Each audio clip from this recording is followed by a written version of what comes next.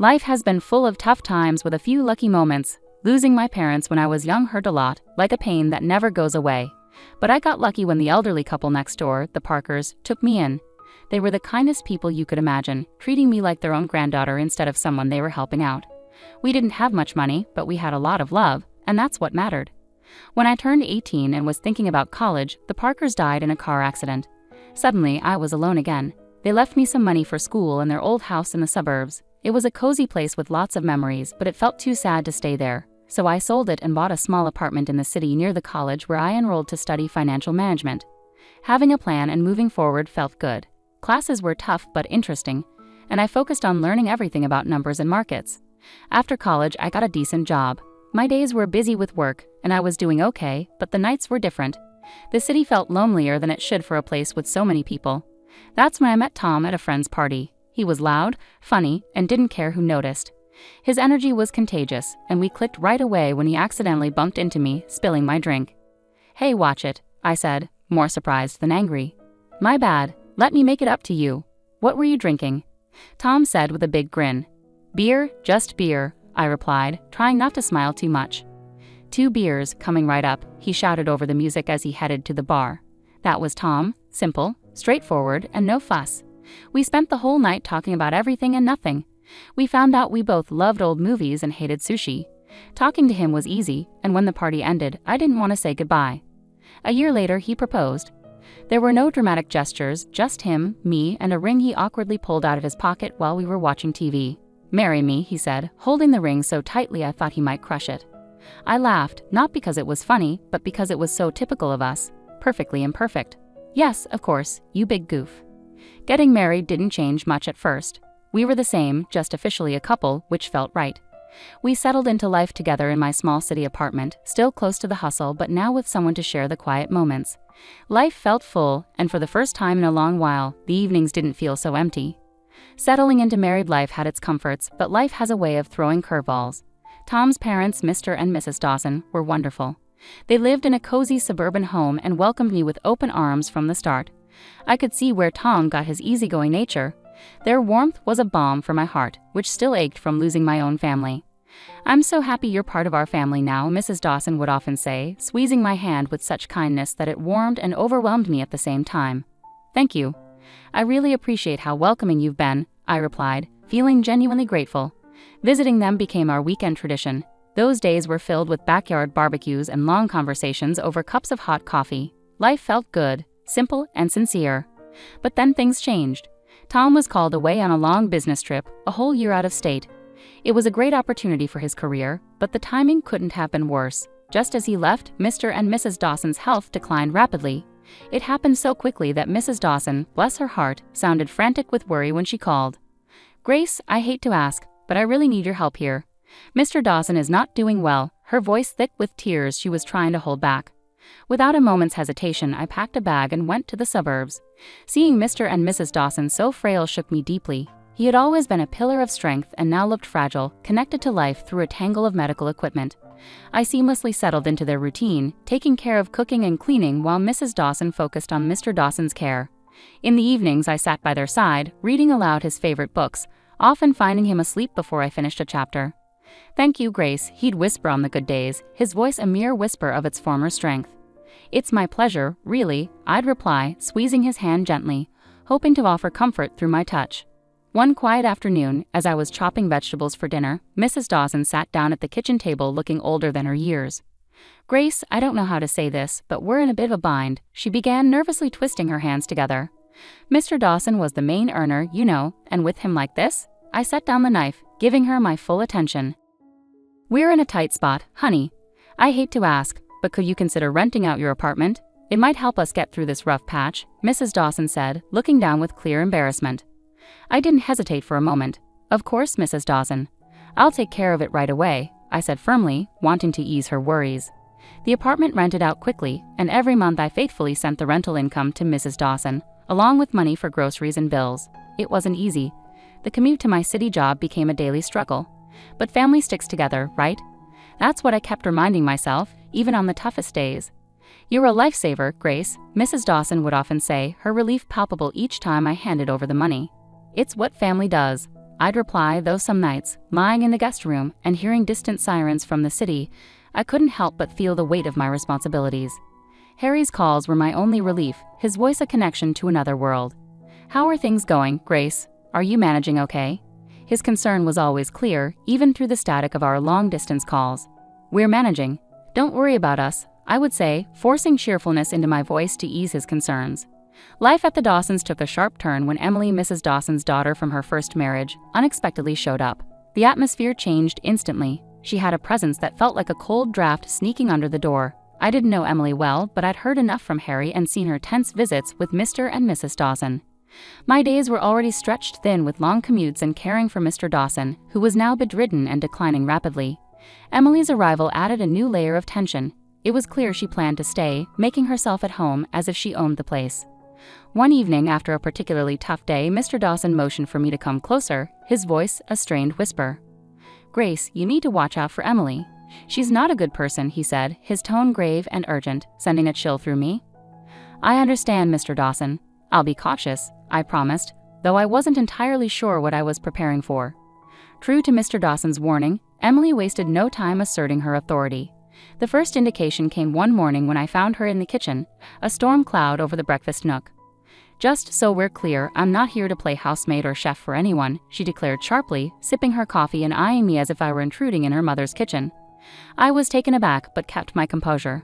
"Okay, Emily, I've been handling things so far, and I can continue," I replied, trying to keep the peace. "Good, because I don't plan on lifting a finger. This is Mom's house, after all," she snapped back, her eyes challenging me to object. From then on, Emily ensured her presence was felt, but not in a positive way. She ordered takeout only for herself and her mother, leaving their empty boxes for me to clean up.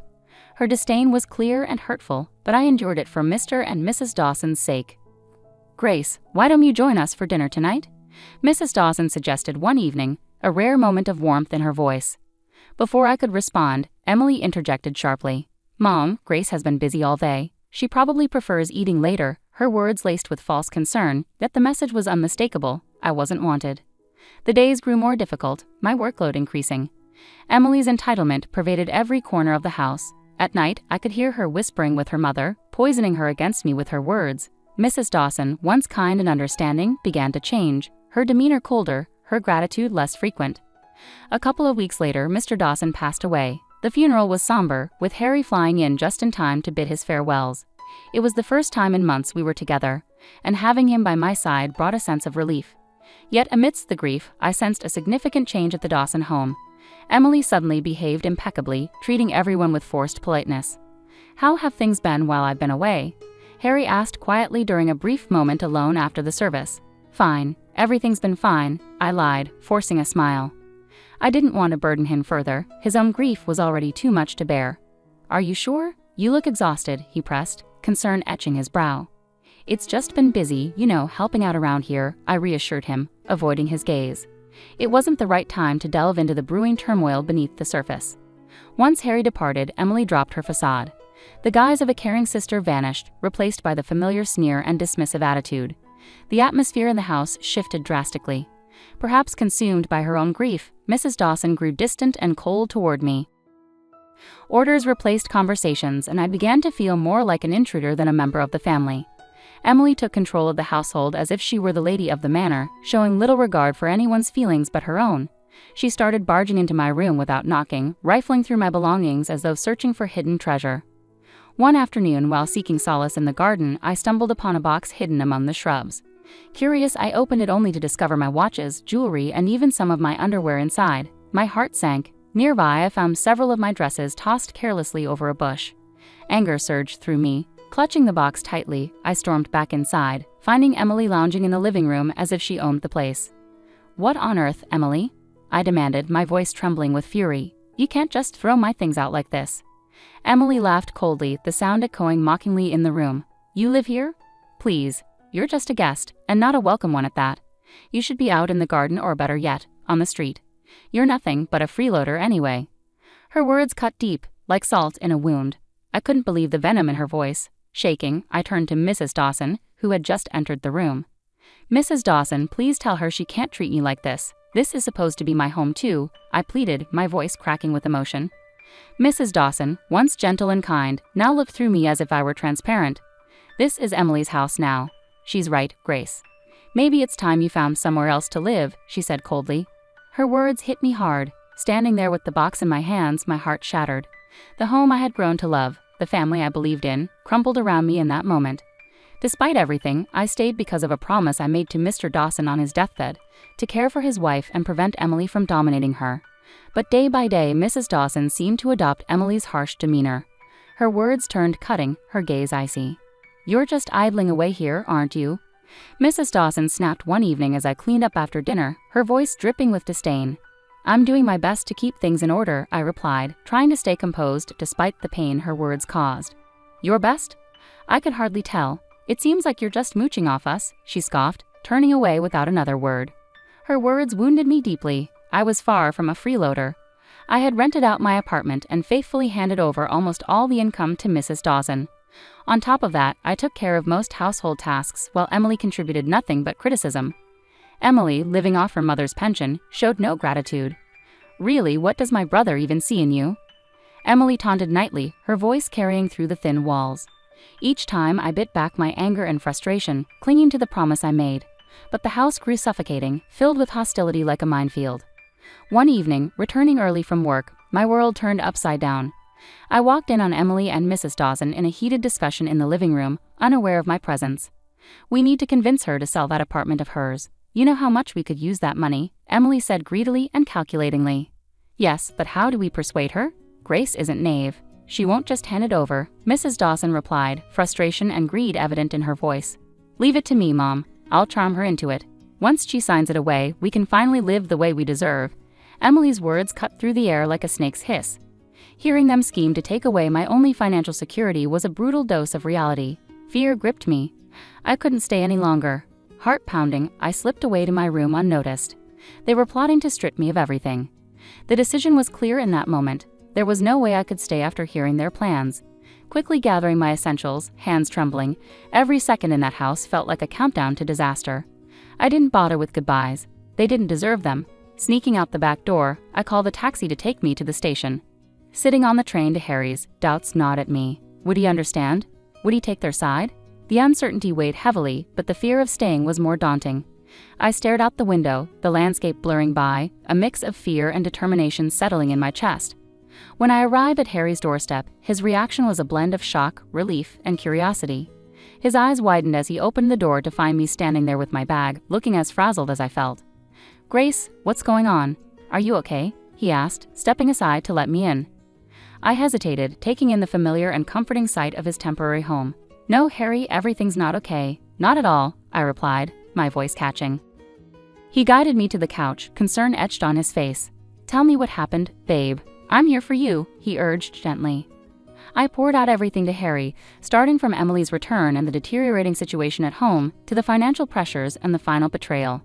Their scheme to make me sell my apartment. I hadn't wanted to burden him while he was away working. As I spoke, Harry's expression darkened with each detail. By the time I finished, his fists were clenched, his jaw tight with anger.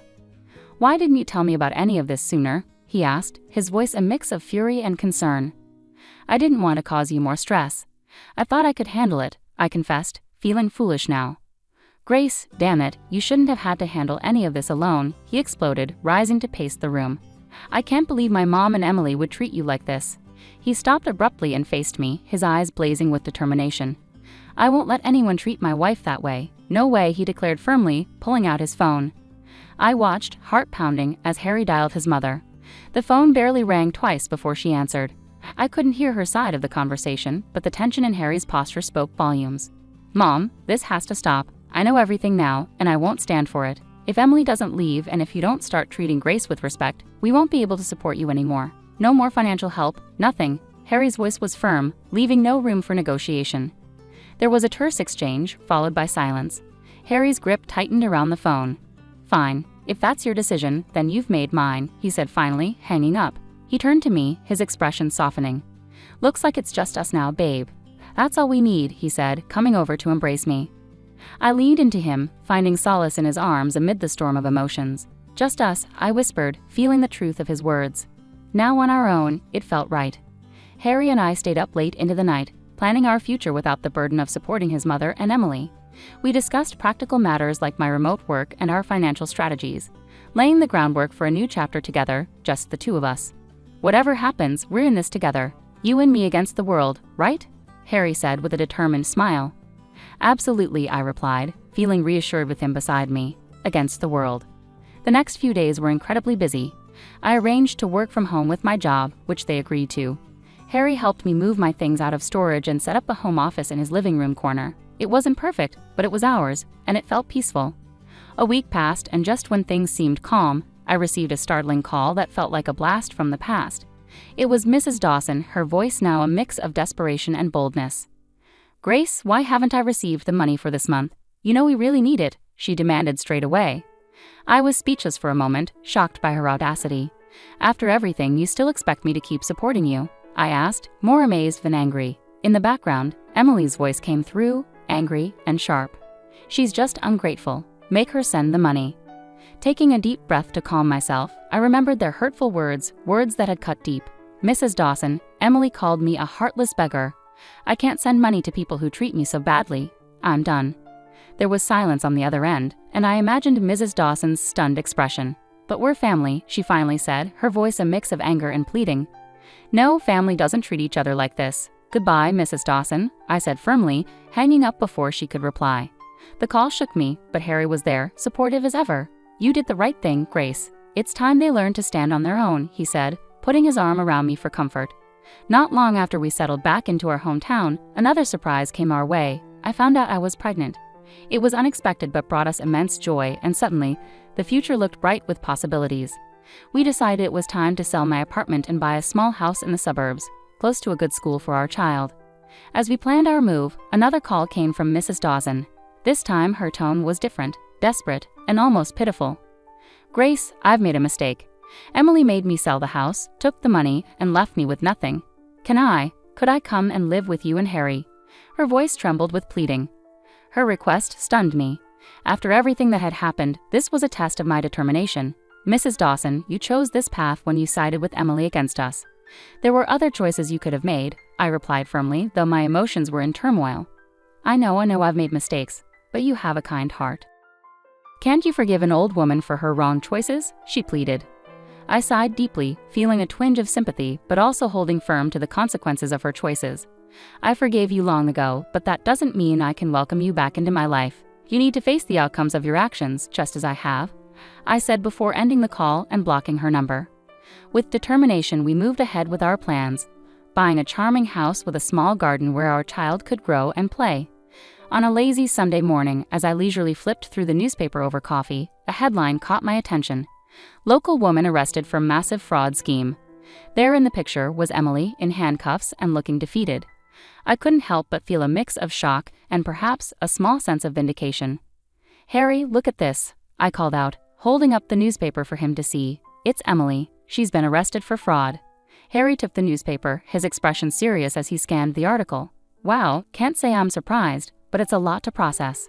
Yeah, it is. But she made her decisions, and now she's dealing with the consequences, I replied, feeling a sense of closure I hadn't realized I needed. Over time, we heard through friends that Mrs. Dawson was living in a small apartment, working 2 jobs to make ends meet. Her pension wasn't enough to cover her living expenses and repay the debt Emily had left behind. Have you heard about your mom? Harry's friend, Matt, brought it up one evening during a backyard barbecue. Yeah, I heard, Harry replied, tending to burgers on the grill. His voice held a hint of sadness but also determination. She chose her path, Matt. It's tough, but that's how it goes. Matt nodded, understanding the unspoken boundaries. You're right, man. Just wanted you to know. After that, the conversation lightened, with talk turning to sports and work as the evening progressed. Life moved forward, and so did we. The joy of our new life became even clearer when Mia arrived. Becoming parents changed everything. It shifted our priorities, our dreams, and even started to heal some old wounds by filling them with new love. Can you believe she's ours? I whispered to Harry one night as we watched Mia sleeping peacefully in her crib. She's perfect, Grace. Absolutely perfect, Harry whispered back, his voice filled with emotion. We cherished each day, celebrating every little milestone Mia reached, each smile, each giggle. She was our little miracle, and with her the difficulties of the past seemed to fade away, making space for new and better memories. Each day was simple yet filled with small moments of joy that created a beautiful tapestry of family life.